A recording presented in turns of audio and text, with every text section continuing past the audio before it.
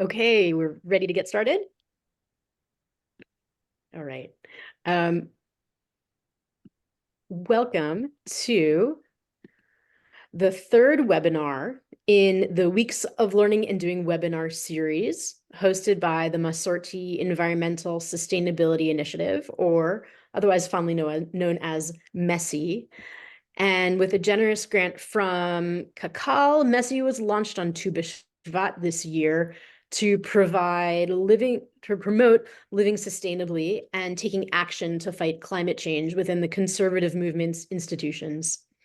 MESSI's first step was to enhance the conservative movement's partnership with Adama's Jewish Climate Leadership Coalition. This is a program that supports synagogues in their efforts to create their own climate action plans. And to date, almost 70 congregations have registered for the coalition. MESSI has also collaborated with rabbis and scholars to create a unique set of weekly insights and teachings on sustainability that enhance our celebration of the Omer, which you can find on exploringjudaism.org. And now the Weeks of Learning and Doing webinar series is taking place, inspired by the same disciplines we are using in our weekly Omer teachings: learning, service, and loving kindness. The webinar series is a highly curated, movement-wide online event that offers education, information, and resources about environmental sustainability from a Jewish perspective. And some examples of our webinars are capital planning from an environmental perspective, helping to ensure a healthy world, the mitzvah of Yishuv HaOlam, and cultivating spiritual courage and confronting the climate crisis. And the one we will hear today, which is called Calling Planet Earth to the Bimah. MESSI has partnered with various arms of the movement and some fabulous external partners like Colorado Jewish Climate Action to offer this one-of-a-kind webinar series about the environment and climate change that will inspire and motivate action and advocacy. And we hope it will inspire and motivate you to enhance your sustainability actions and commitment to protect planet Earth, our common home. The way we speak about climate change matters. Our first speaker, Moshe Kornfeld of Colorado Jewish Climate Action, will discuss the intersection of climate communication and Judaism.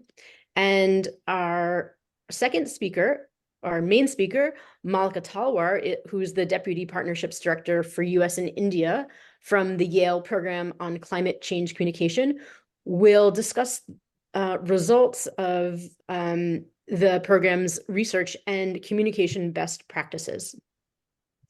After the speakers present, we'll have any of your chats that you have put in the chat box, any of your questions or comments in the chat box, they will be curated by Moshe, and we can address them and have a conversation and some discussion at the end. And at the very end, we'll have an outro from Rabbi Sarah Blumenthal. She's the assistant rabbi at Congregation Agudath Israel in Caldwell, New Jersey. Sarah has played a really crucial role in supporting our webinar series and content and the process, as well as crafting beautiful Omer content for our collaboration with Exploring Judaism. And finally, a big thank you goes out to CJCA for partnering with us to host this webinar. And now I'm excited to formally introduce today's speakers.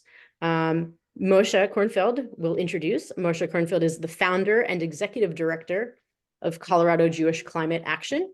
He serves as the Chazan of Congregation Rodef Shalom in Denver. As CJCA director, Moshe works to inspire Colorado Jews and Colorado Jewish institutions to embrace bold climate action. Moshe holds a PhD in cultural anthropology and has taught courses about the intersections of religion, environmentalism, and politics at CU Boulder, Washington University in St. Louis, and the University of Denver. He lives in Denver with his wife and 2 children. And our main speaker, who we're really excited to welcome, Malikka Talwar, serves as the Deputy Director of Partnerships, US and India, for the Yale Program on Climate Change Communication. She supports the program's efforts to build the capacity of partner organizations for strategic and data-driven communications and advocacy. Prior to working at YPCCC, Malikka worked as a senior oceans campaigner for Greenpeace USA leading an international campaign to end environmental and human rights abuses in global fisheries supply chains.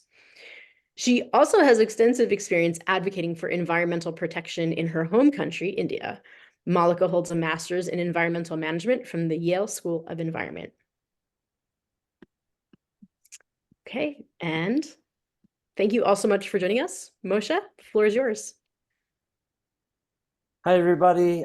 Thank you for joining us this evening. I'm grateful for the partnership with the Masorti Environmental Sustainability Initiative and to Malikka from the Yale Program on Climate Change Communication for joining us to share some key insights.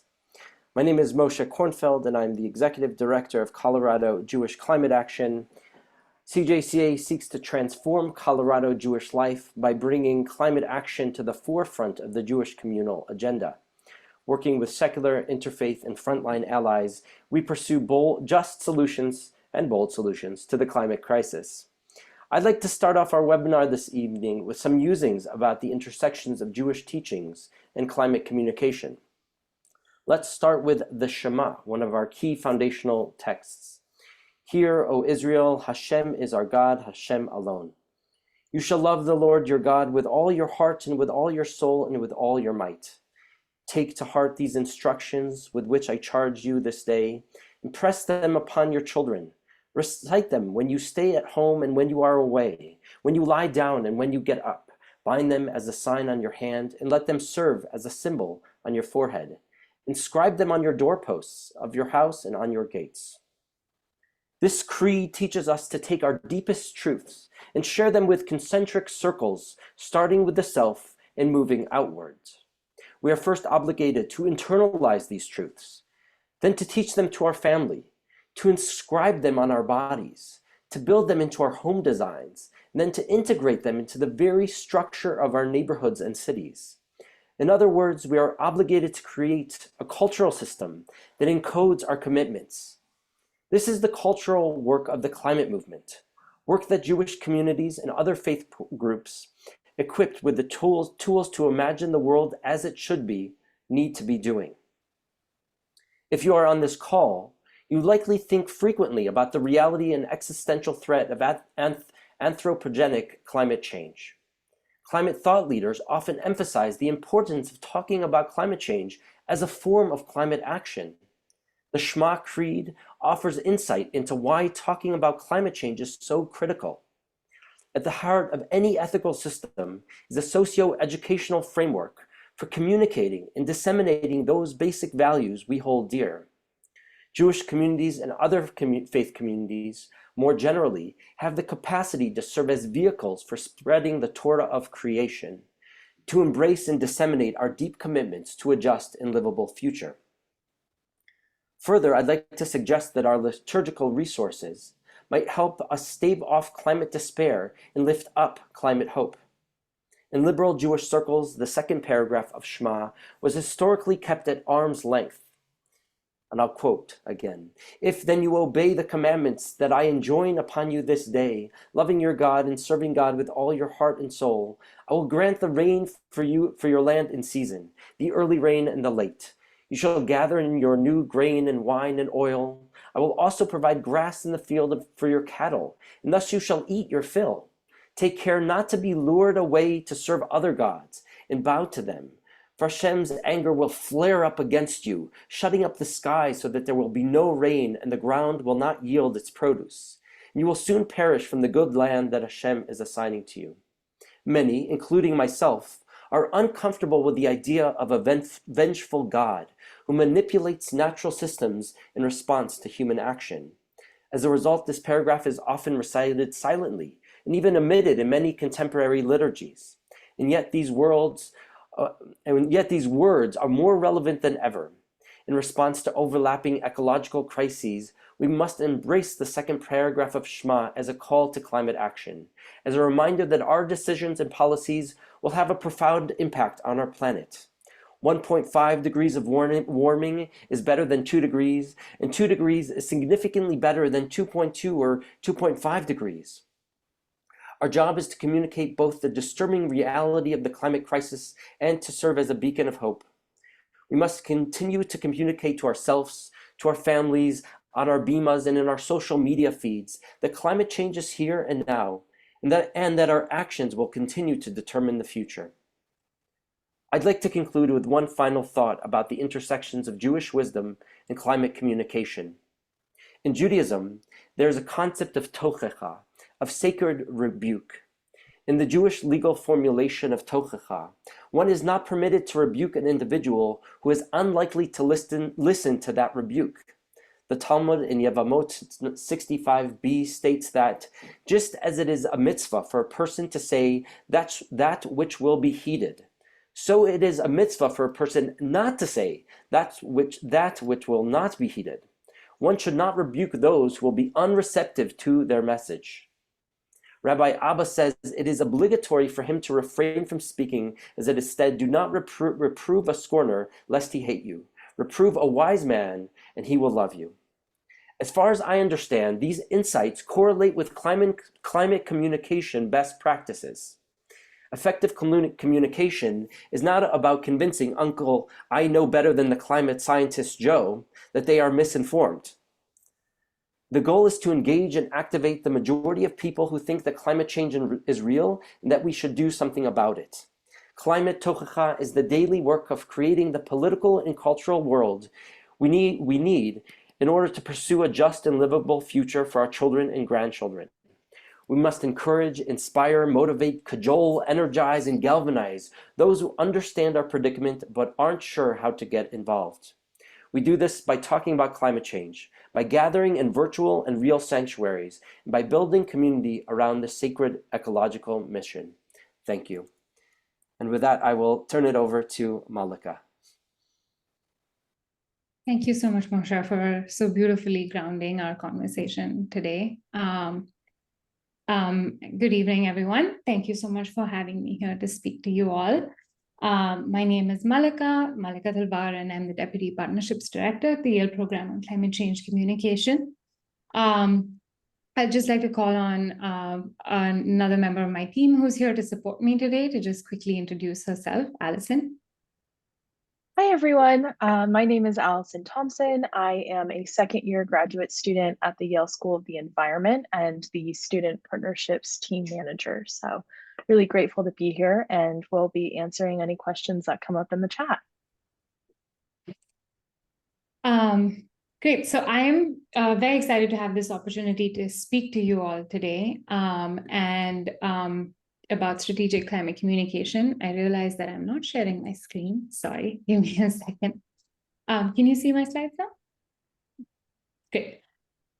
So I will be speaking to you about strategic climate communication and sharing some data-driven insights and tools that I hope you will find useful as you think about how to communicate on climate to your audiences. So I thought it would be good to start with a quick introduction to who we are and what we do. The Yale Program on Climate Change Communications is an independent research institute at the Yale School of the Environment. And essentially what we do is we study what people think, feel, and believe about climate change.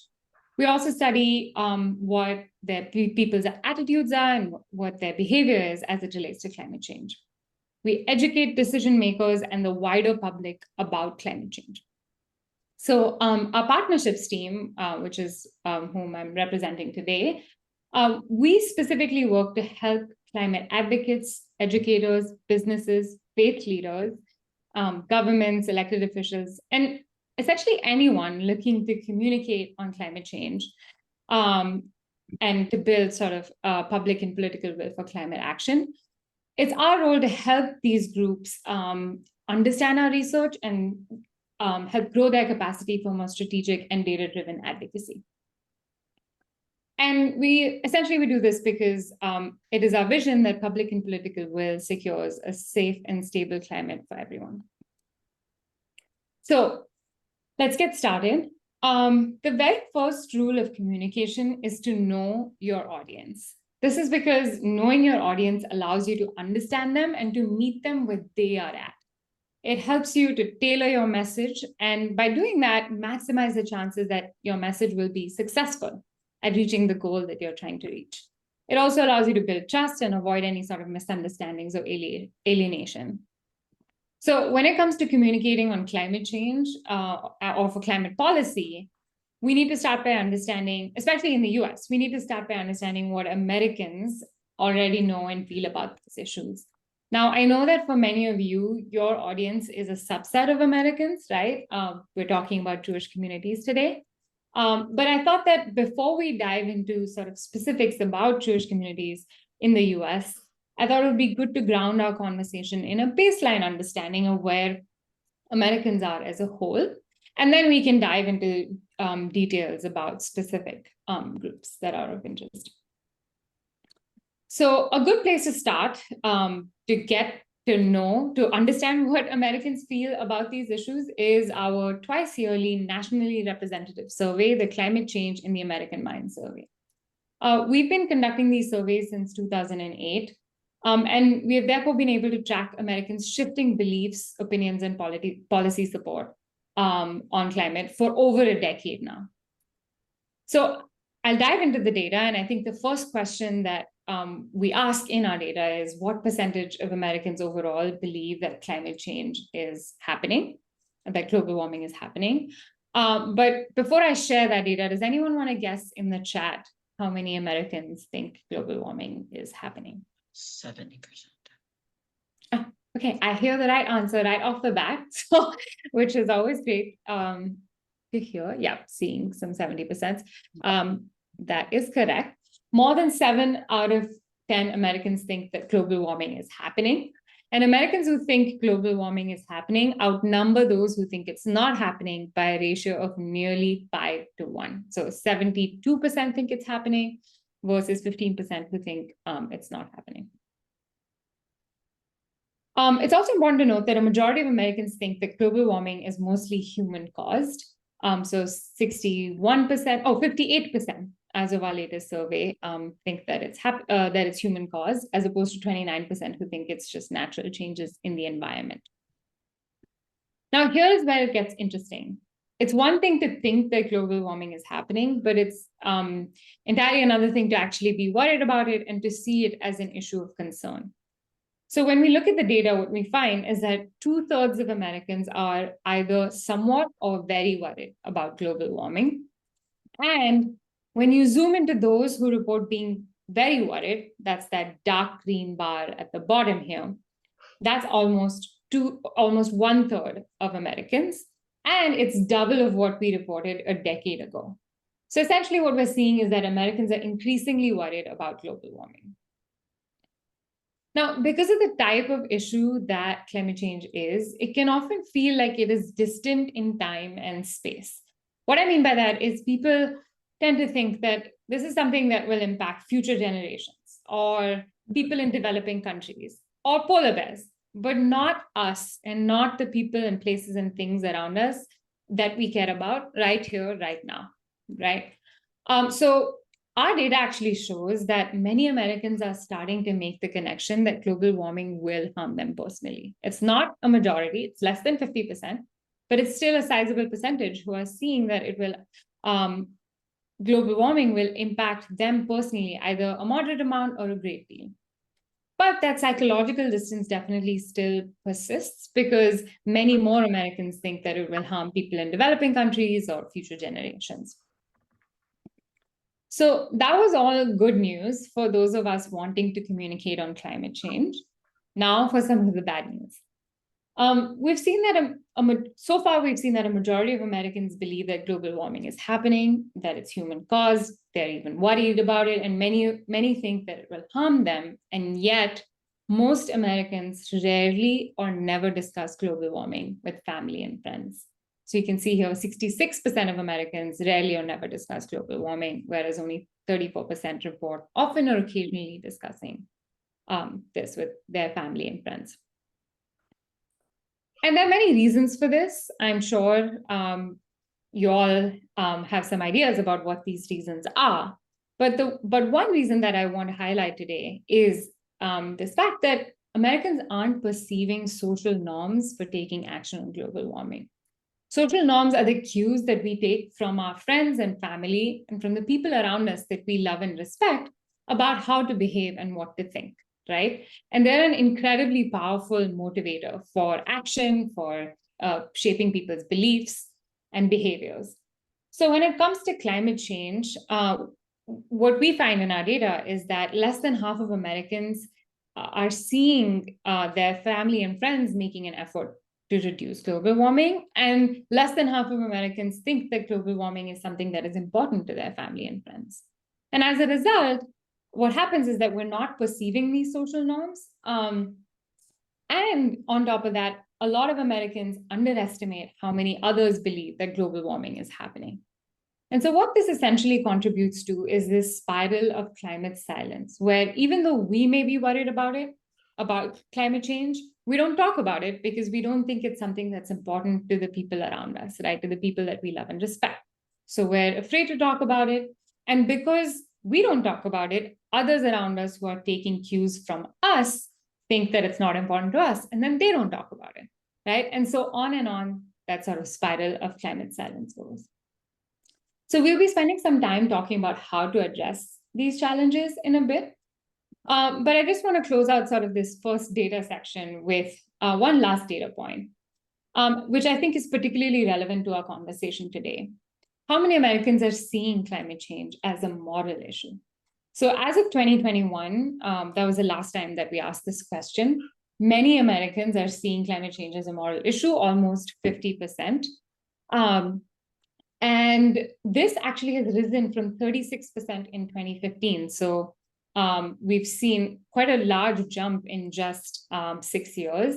And so what this means is that Americans are increasingly seeing climate change as a moral issue. So there's clearly an opportunity for us to be reaching out to these groups using faith-based messages, and even to expand this group, right, by reaching out to others and helping them see the connections between climate change and moral values.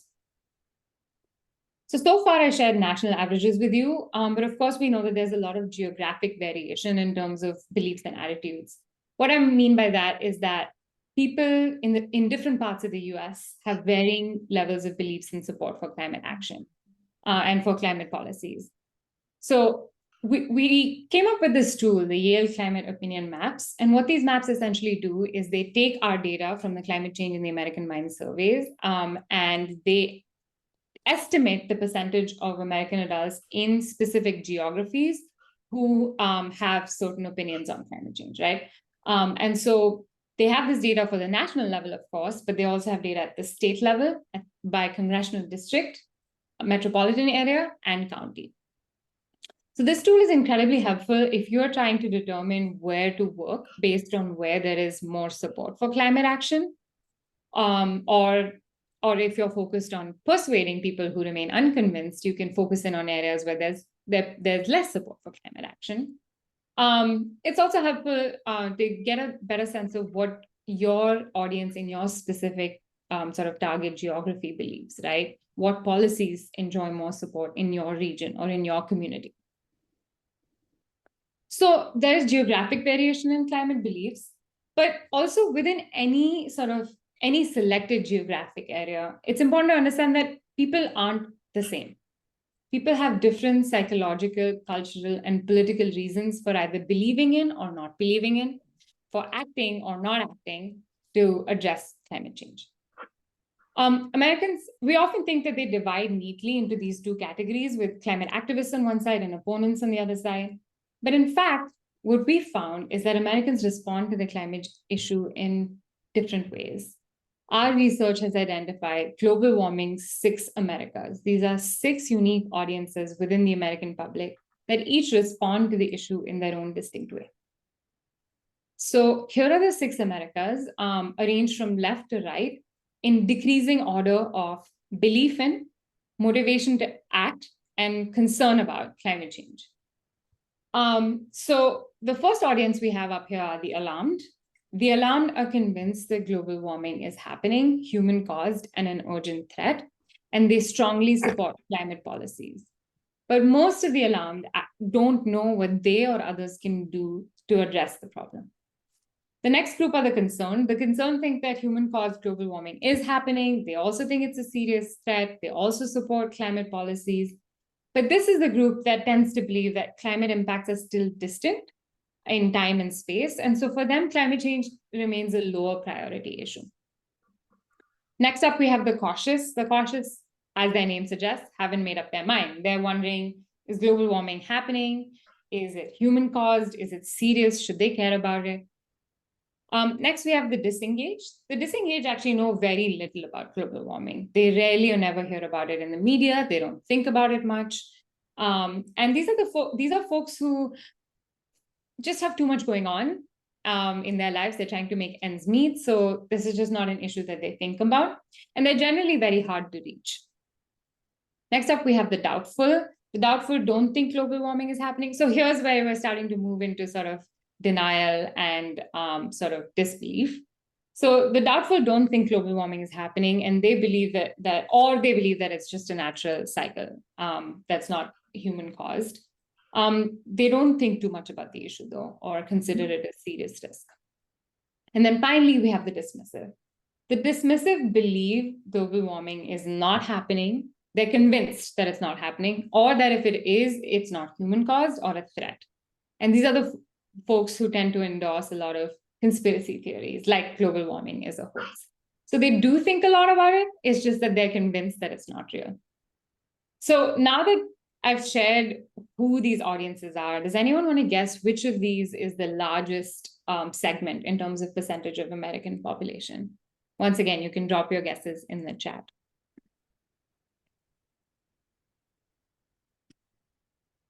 Okay, I'm seeing some concern, some disengaged, concerned, cautious. Okay, so we have answers all across the spectrum, which is great. Concerned. Okay, so let me show you the right answer. The alarmed and concerned are actually tied for first spot, even though technically the concerned is the largest group. 28 and 29% are not statistically distinguishable. So they're close enough that they're essentially the same.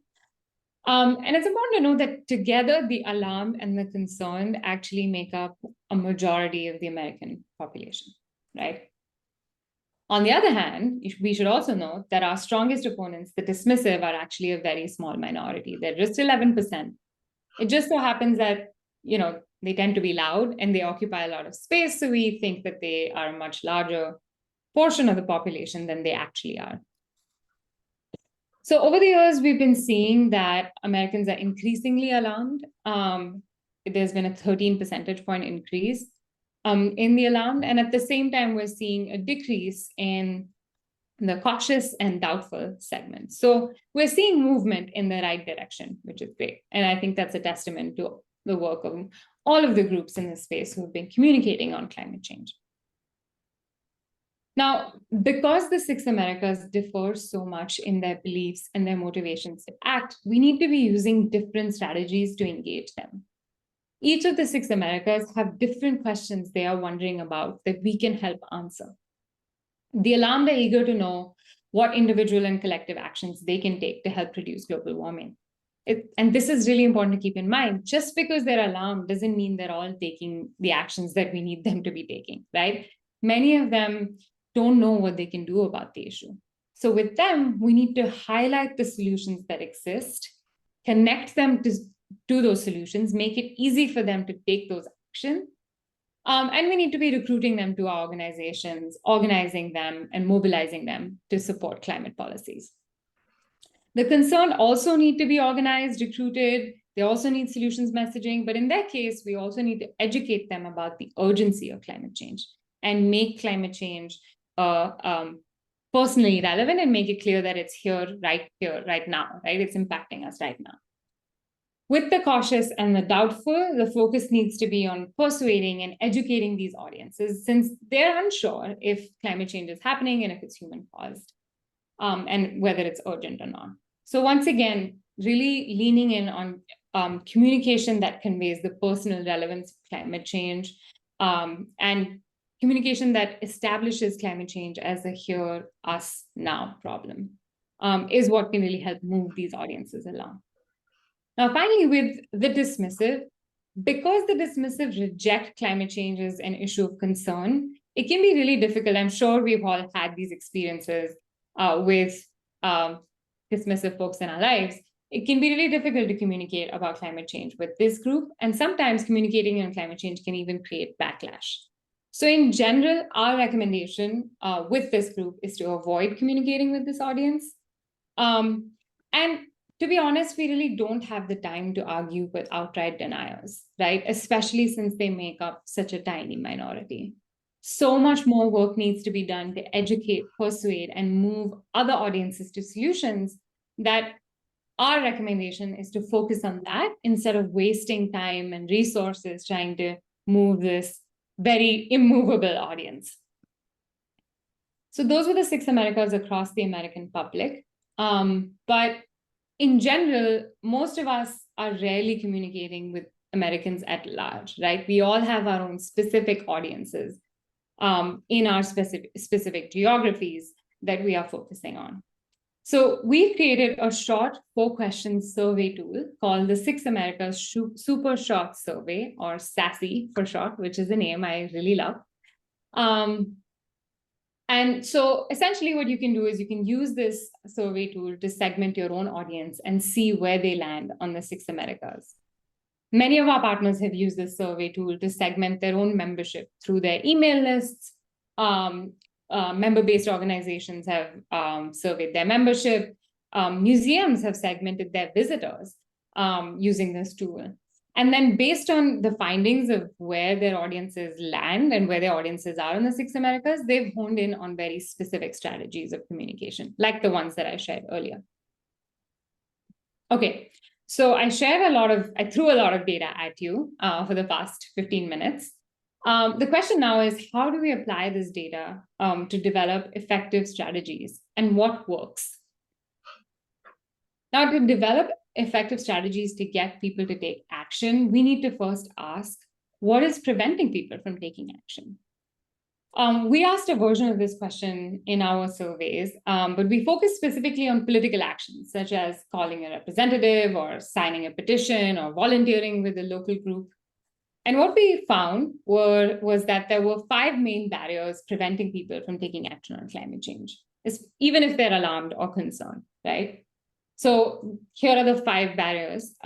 1, nobody has ever asked me. And this is one of the largest barriers. People don't know what to do, and no one who they like and respect has asked them to take action. It wouldn't make a difference.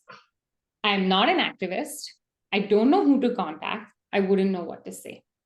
So we know that many people are actually at a loss as to what to say, what steps to take, how to go about doing anything, and can all feel very overwhelming.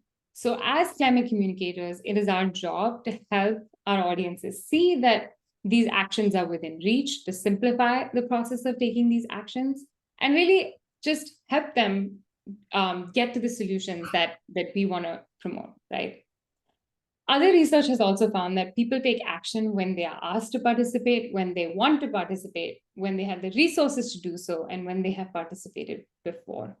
So this is really important to keep in mind. There's this focus, we need this focus on building communities of action, where once people take action, that begets more action, right? So helping create these spaces where people feel supported and are connected to the solutions around us.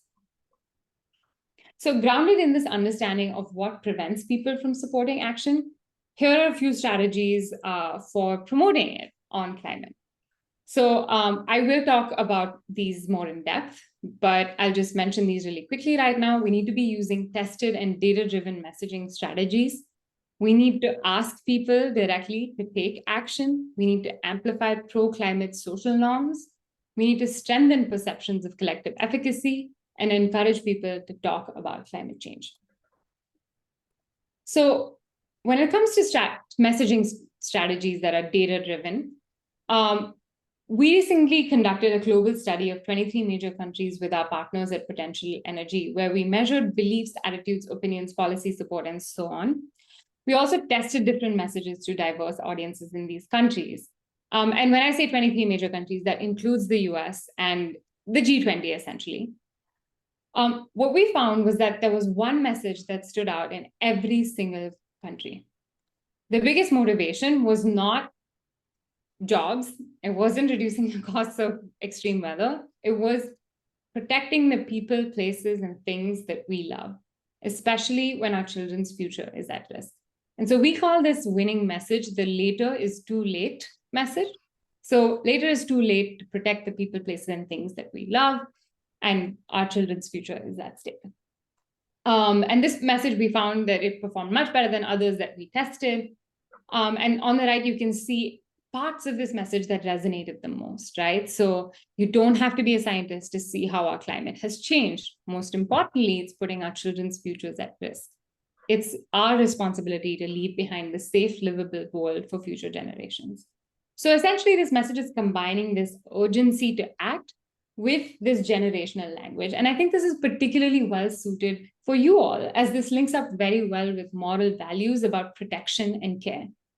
So in your case, I think it would be helpful to think about how can we leverage this message frame and combine it with Jewish values of protection and care, as Moshe stated in the beginning of this call, and come up with a message frame that resonates with your communities. So here's an example of how our friends at Interfaith Power and Light used a similar message frame in their Faith Climate Voters campaign in 2020 and 2022. So essentially, vote for our children's future. Our values call us to be good stewards of our sacred earth and ensure that everyone is cared for. Beyond the later is too late message, there are also other ways to get people involved. As faith leaders, many people in your communities are looking up to you and have immense respect towards you. Asking them to directly take action can be a big motivator. Our research has found that many registered voters would take political action to reduce global warming if they were asked by people who they like and respect. So this is a superpower, right, that we have, especially with our friends and family and our faith communities. And we need to be leaning into this more. That brings me to the importance of creating social norms around believing in and supporting climate action. Messages that highlight overwhelming support in people's own communities or groups for certain climate-friendly behaviors or actions can really help build these social norms. So here's an example of that in action. One of our partners that was focusing on a climate education campaign used our data from our Climate Change in the American Mind surveys in these ads. So they were trying to recruit teachers with these digital ads to their climate education program. And they're highlighting that a majority of adults believe that students should learn about climate change at school. So that's a social norm message in action. Now, while we haven't done a study on religious groups for a while, there are other groups who have data on American Jewish communities and their beliefs on climate action. So for instance, the Public Religion Research Institute's 2023 survey found that a large majority of Jews in the US believe that climate change is real, so 67%, and that it's human caused, right? In fact, the same survey also found that among religious groups, Jewish communities have the largest percentage of people who report being concerned about climate change and who see climate change as a crisis. So building this fact into your messaging can really help build social norms around Jewish communities taking action on climate change. And it's so simple, right? It's just stating this fact that there is overwhelming support for climate action in our communities. It is also our job as communicators to help show our audiences, especially the alarmed and concerned who are very susceptible to feelings of hopelessness and doom, that there is hope and that their actions matter and their actions have the ability to create change. We refer to this as collective efficacy, boosting feelings of collective efficacy. So here's an example of an efficacy message in action. That same group that was focusing on climate education in the same ads are helping educators see that they have the power to equip young people with the tools they need to act on climate change. So again, thinking about how we can use that in our spaces, in our communities. Finally, I'll just end by talking about the power of storytelling. I have been talking data at you for a while now, but science, facts, and data can only take us so far. When it comes to effective climate communication, we really need to be winning hearts and minds. And storytelling is one of our most powerful tools for doing so. We need to use stories to connect the dots between climate change and the people, places, and things that Americans care about. UN Secretary General Antonio Guterres recently said that climate change is an everything, everywhere, all at once issue, right? Which is a challenge for us, but it's also an advantage. We need to be leaning into this fact that climate is inherently connected to everything around us and using that to build out these stories, right? About how climate change impacts the things we care about. How is climate change connected to our religious and moral values, as well as to energy, extreme weather, public health, jobs, economy, you name it, right? So Yale Climate Connections, which is our multimedia news service, has thousands of stories that do just this. They draw these connections between climate change and the things that Americans and others worldwide care about. This is actually a great story bank to even lean on when thinking about climate storytelling. So I just pulled out one story that Yale Climate Connections did about Jewish communities. So you can go and take a look at their sort of story bank and see if there are others that relate to your communities and the work that's going on. Another important connection to build out is, how do our places of worship feature in the climate story? How can we use the power of these spaces, both as physical spaces, right, for climate solutions, but also as meeting places where we can develop community to act on climate change, to build our climate values, find common ground, and move the conversation forward. And so one example of this is our friends at Interfaith Power and Light have this project called Cool Congregations, where they're essentially helping people of faith make changes in their homes and places of worship to prevent global warming. And so they have a toolkit, they have steps, and they have a community of support to help groups that are looking to make these changes. So I would highly recommend that you take a look and get in touch if this is something that would be of interest. So I'll just end quickly also by saying that when it comes to the urgency of climate change, we really need to help people see that the impacts are here and now, and help them see themselves in the impacts. So see that that climate change is impacting people like them, right? People who look like them, people who have similar beliefs as them. And so we need to be telling these human stories. At the same time, we also need to help people see themselves in the solutions. They need to see people who look like them, who have similar beliefs as them, taking climate action, right? So that's once again where there's a huge opportunity for us to talk about how Jewish communities are leading on this, right? There are so many examples of groups that are taking action. So we need to be telling the stories of these groups and individuals to inspire others. We recently also developed a breakdown of what makes a compelling climate story, essentially breaking it down to the elements that make a story compelling. So having a relatable person, showing local impact, and then relating the person's lived experience to the broader scientific story of climate change. I'd be happy to share this resource with you. And it's great if you, for anyone looking to do their own storytelling on climate change. And then finally, I think I'll just end by saying that when I say that we need to be highlighting examples of groups that are taking action, we know there are many groups here, right? And Moshe has been working with Colorado Jewish Climate Action. There are others. We work closely with Dainu as part of their 2020 Chutzpah campaign, a GeoTV campaign, so Get Out the Vote campaign, focused on alarmed Jewish voters. So with their help, they were reaching out to Jewish voters who were likely to be alarmed about climate change and getting them out to vote. And we have been blown away by how Dainu has specifically focused on building community through Jewish art and music, especially among their volunteer base during this campaign. So they're continuing to do incredible work, and we need to be highlighting that and the work of other groups, like many of you all on this call. So I'll stop with that now. I've been talking for a while. Yeah, and just make some time for any questions that have come up through the presentation. Thank you.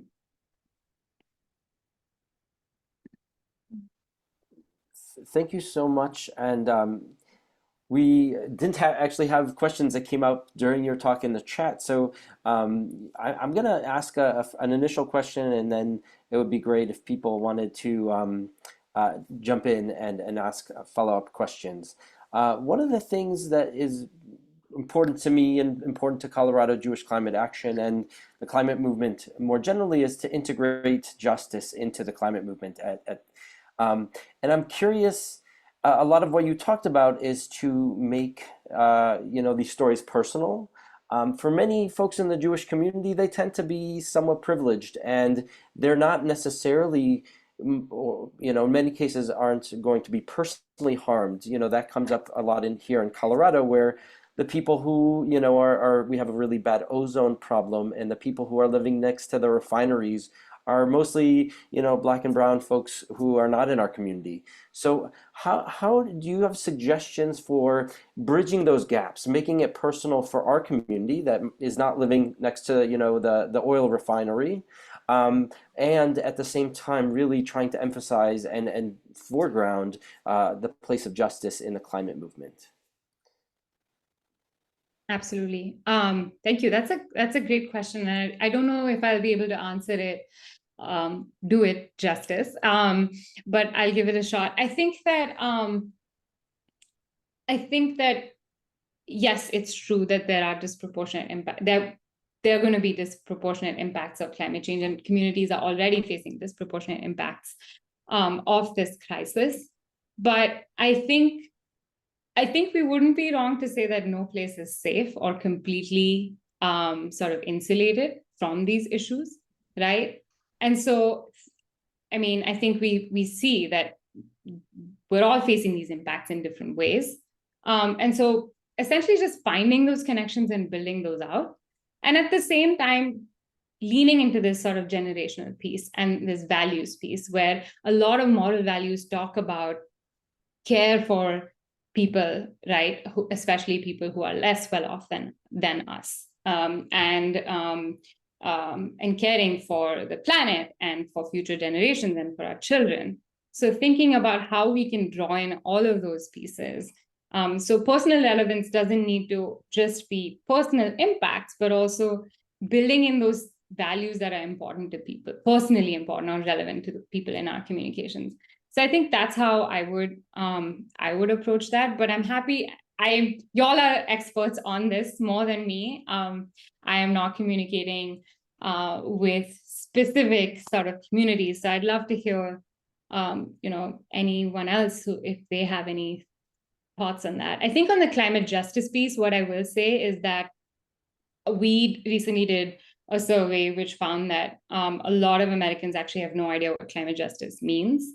But when we do explain, give a short explanation of what that means and what the goals of the climate justice movement are, that a majority of people are supportive.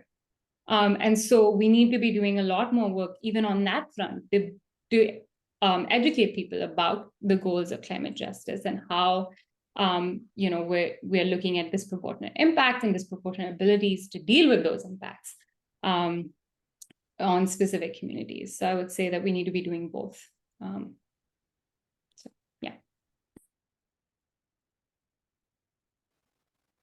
So I would love to open up the floor to anybody who has a follow-up question. Yeah, Mom. No. Just a second. So I'm from Rochester, New York. I'm Moshe's mother, but I feel sometimes like the myth of our city. Oh, Rochester is so cold. You have so much snow. Well, for the last 5 years, we've hardly had any snow, and it hasn't been that cold. And yet we're sort of like our reality is bound by this myth. And I don't know whether you have any idea of addressing that, but that's sort of my question. Yeah, I think that it's a challenge when people see this as just warming, right? And then not seeing all of the other impacts that come with the issue. I think essentially what I found is that when we're having these conversations, it helps to start with people's own experiences. So asking people about their experience and asking them, have they experienced any changes in their weather, in their environment? The story that I had, I know I kind of skipped through that slide really quickly, but the story that I had highlighted that we broke down starts with this person who is a bird watcher and is just seeing that fewer and fewer birds are wintering in South Carolina. So we know that across a lot of different geographies, across the political spectrum, people are observing these changes and are cognizant of these changes. They're just not making the connection to the broader pattern at play here. So often sort of starting with letting people talk about their own experience and then using that as a jumping off point to talk about the broader patterns at play and what that means for us is a helpful strategy, I think. But again, happy to hear if others have thoughts on.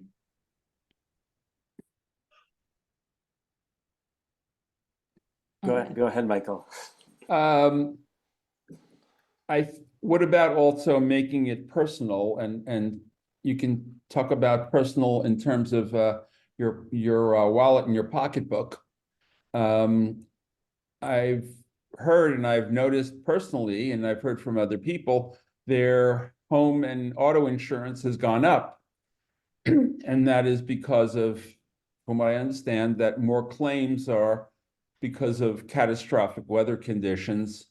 Yes, there's always storms and there's always floods, but it's more. And if there's anyone who keeps score of damage and expense and so forth, it's the insurance companies. And so I think to bring that home, because I think a lot of our listeners, people we will speak to, if they have, insurance for their belongings, their house and their car, they will notice that that's going up. I'm wondering if other people have other ideas of making it personal and making it, how is this impacting me? And that's something that comes up, I guess, in the Seder with the four. What does the Passover Seder mean to me? So I guess other examples, and maybe you have those as well of it being personal. Anyone? Hi there. I can jump in on this one, and this is really great. Thank you so much. I get to work with a bunch of these folks. I'm with Adama and the Jewish Climate Leadership Coalition, and I live in California. And about 4 years ago, on the night before Yom Kippur, which comes in the hot season here, the Bay Area had a series of what's called PSPS, Public Safety Power Shutoffs. Because of climate change, fires were so severe, and so the power companies were regularly shutting down. And so the synagogue, on the night before Yom Kippur, they had lost their power. Really, like, everyone understood a straight impact from climate change. Just so happened that at that time, I was also talking with a rabbi about becoming a resiliency center, getting solar and backup battery storage. And so it was like, we'd been talking about this for many weeks at this point, and then like this incident happened.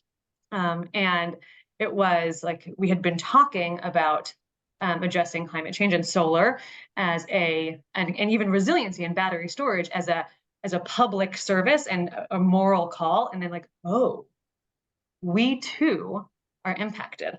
And so luckily, indeed, the power did come back, but now, fast forward, they have solar battery storage and are on their way with the Red Cross and becoming a resiliency center.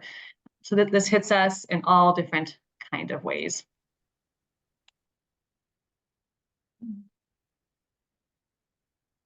Thank you so much for sharing, and also Micah, for bringing the points about how it's impacting our wallets. I think those are both super relevant.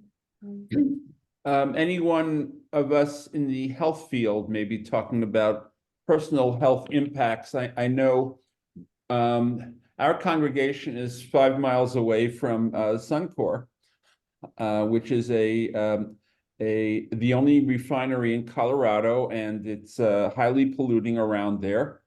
And the children around there, and again, it's Black and brown people, lower income people. But I'm wondering, is anyone noticing, has anyone seen or personally experienced health changes or health challenges, such as increases in asthma? I know that that's something for Moshe and his and his wife's son, and you know, and I guess his grandparents' son as well. So anyone have any things to say about that? Any health people in the health field, public health field? Anything to share? Someone might, I think.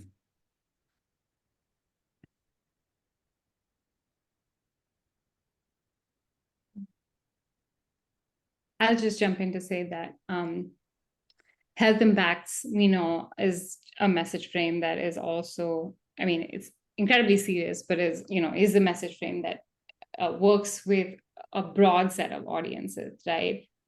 Because there are these co-benefits to climate solutions that aren't about climate, right? They're about people's health, they're about cost savings and all of these things. So also thinking strategically about how we can, pull on these different threads with different audiences is a good way to think about our messaging and our communication.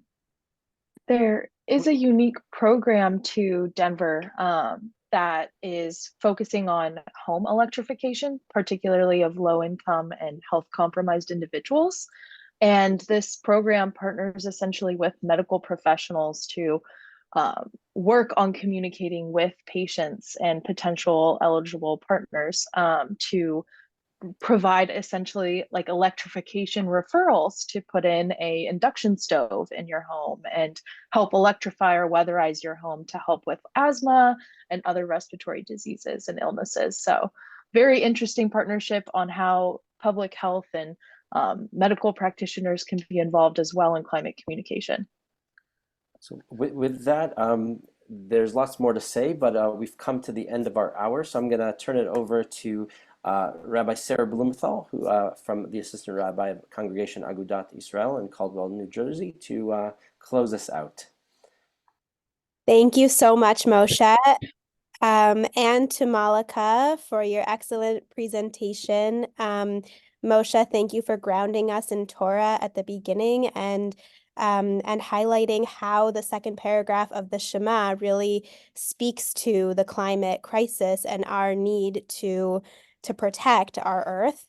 It's right there in our sources, in our sacred sources. So thank you for bringing that out.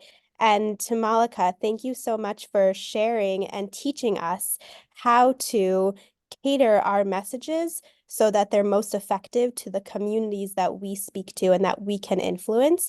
It is so important to remember that one of the biggest learnings I'm taking away is the 6 Americas, and that there are so many different types of people and groups of people in our own country who are experiencing this in different ways, and to be able to think about how to most effectively communicate with them so that we can get the message across that needs to be understood, but that we can do it in a way that they can actually hear and then therefore take action. So thank you so much for both of your presentations. And thank you to all of you for being here and for your excellent questions and the conversation that ensued after the presentations.